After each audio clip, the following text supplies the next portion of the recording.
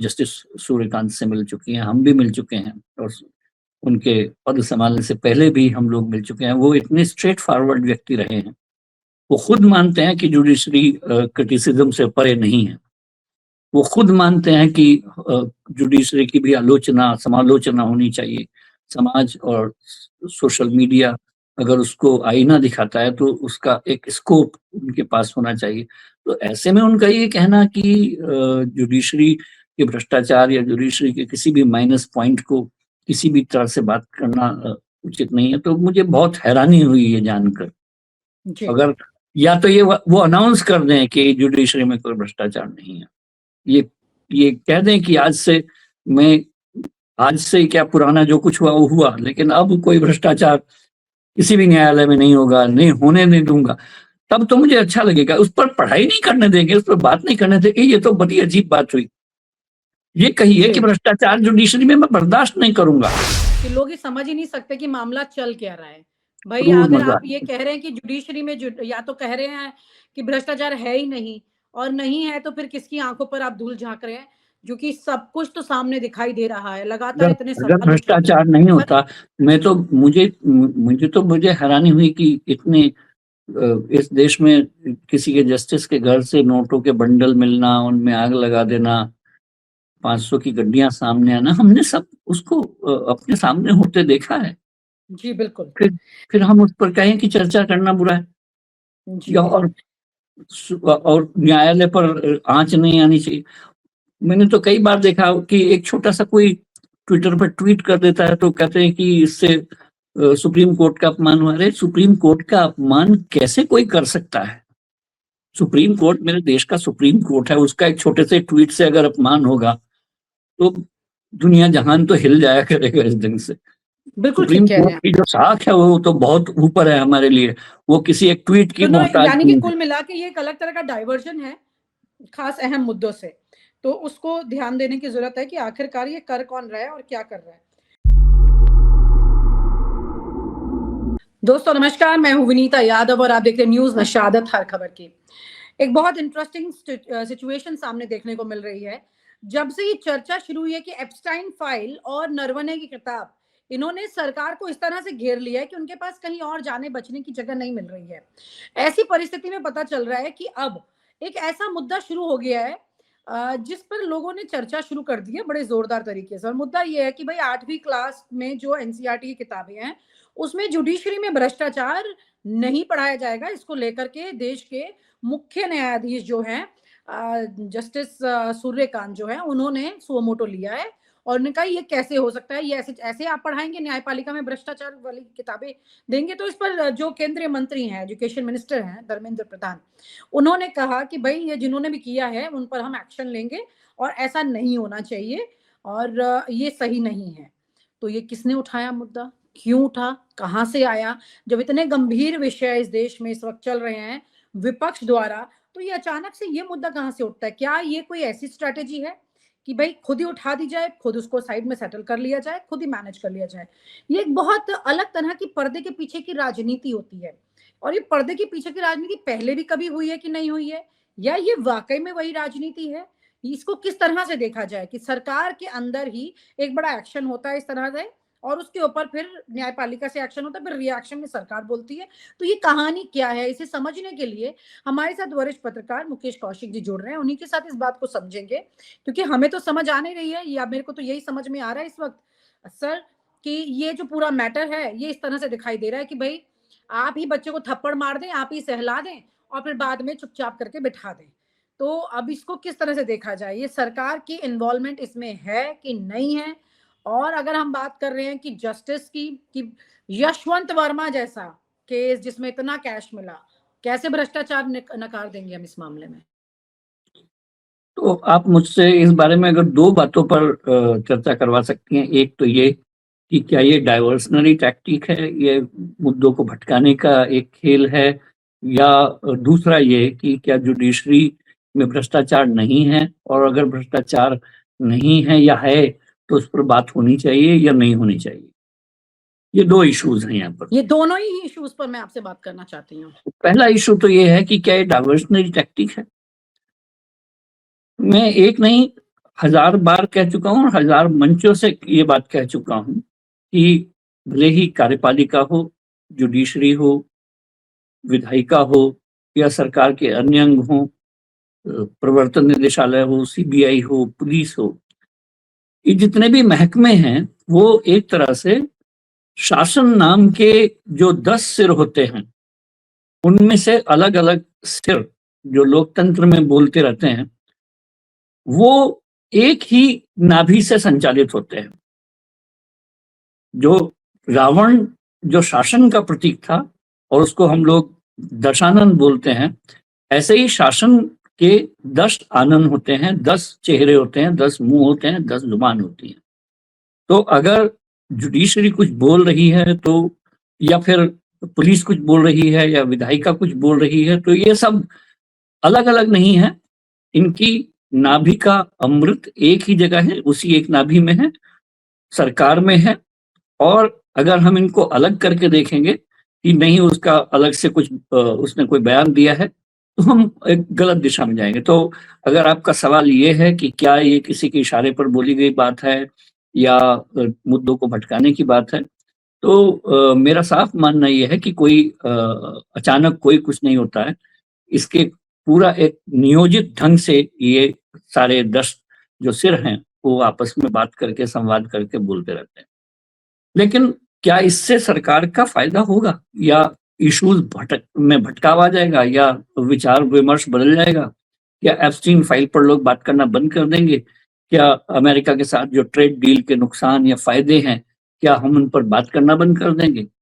तो ये एक अर्जेंसी होती है, पॉलिटिकल अर्जेंसी अगर हम इसको कहें कि और लेकिन ये उस ढंग से काम नहीं आती है जिस ढंग से लोग जो स्ट्रैटेजीकार रणनीतिकार होते हैं उनसे वो रणनीति इस ये ठीक से काम आती नहीं है।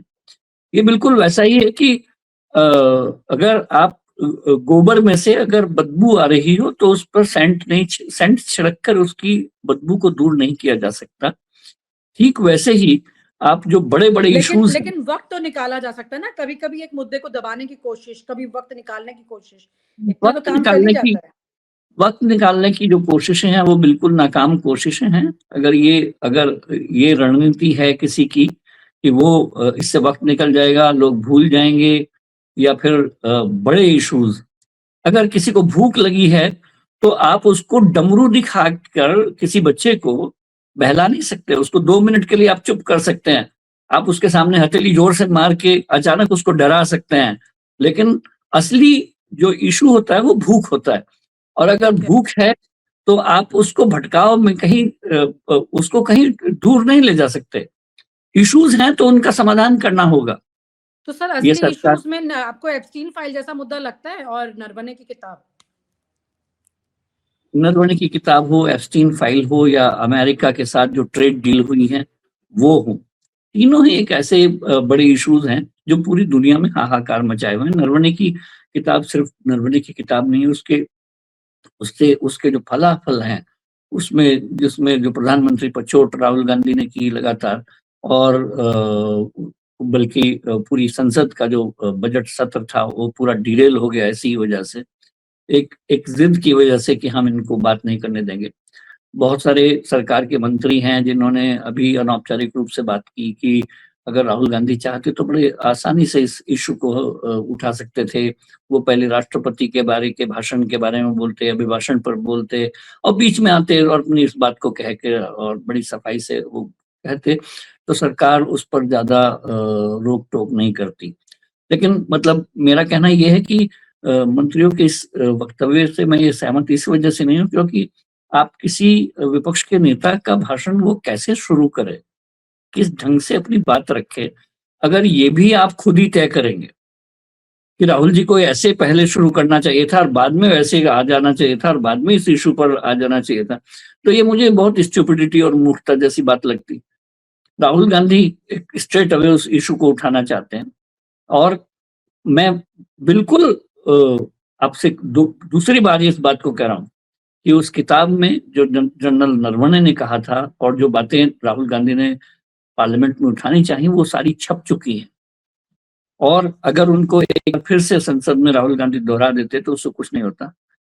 मुझे लगता है कि भारतीय जनता पार्टी के जो रणनीतिकार हैं, उनमें कहीं न कहीं कुछ इस समय जो एक भटकाव है, वो कभी इस इश्यू को उठाना नहीं देना चाहते, कभी नरवणे की किताब के इश्यू को संसद में नहीं उठाने देना चाहते, कभी वो चाहते हैं कि नरवणे की किताब के इश्यू को दबाने के लिए कोई ऐसा इश्यू सामने आ जाए जिस पर पूरा देश दूसरी तरफ डिस्कशन करने लग जाए।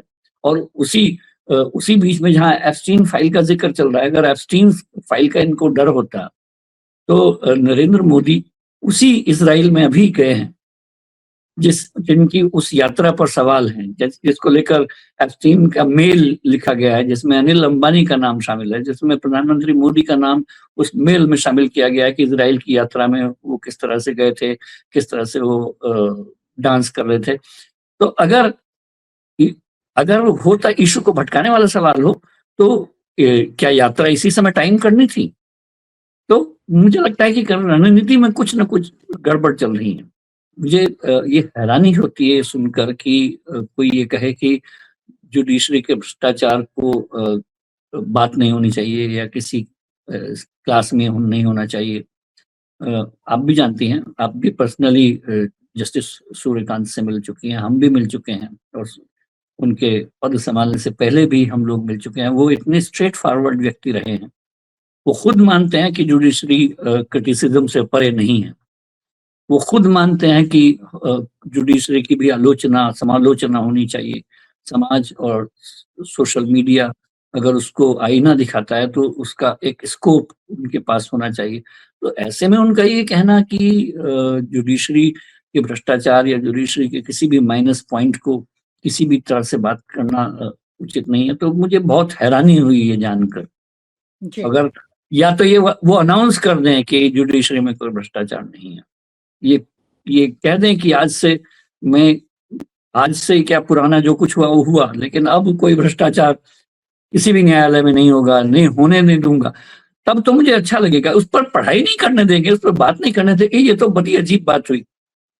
ये कहिए कि भ्रष्टाचार जुडिशरी में मैं बर्दाश्त नहीं करूंगा, तब ज्यादा अच्छा लगेगा हमको। लेकिन ये तो वो बात है कि कुछ हो रहा है लेकिन उसे खुलकर बात ना की जाए।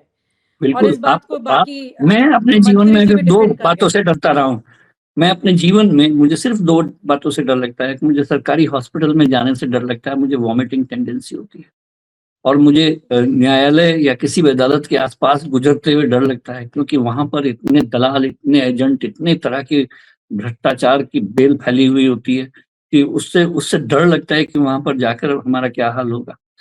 ऐसे 2 माहौल वाली चीजों को लेकर अगर आप कहें कि इन पर बात करना गुनाह है, इनको तो बताना नहीं चाहिए, तो मुझे नहीं समझ में आता ये किस तरह का बात है। रावण का नाम मिटा देंगे तो विभीषण का नाम भी मिटा देना चाहिए, उस पर भी बात नहीं होनी चाहिए। कुछ अजीब से तर्क हैं। ठीक है जी, बिल्कुल इंटरेस्टिंग बातें हैं, ये बात सही कह रहे हैं आप। ये अपने आप में एक ऐसा जिसे कहते हैं ना, एक मजाक है कि लोग ये समझ ही नहीं सकते कि मामला चल क्या रहा है।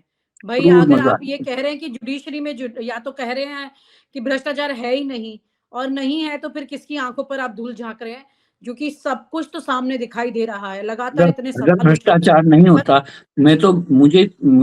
मुझे हैरानी हुई कि इतने इस देश में किसी के जस्टिस के घर से नोटों के बंडल मिलना, उनमें आग लगा देना, 500 की गड्डियां सामने आना, हमने सब उसको अपने सामने होते देखा है। जी बिल्कुल। फिर हम उस पर कहें कि चर्चा करना बुरा है, और न्यायालय पर आंच नहीं आनी चाहिए।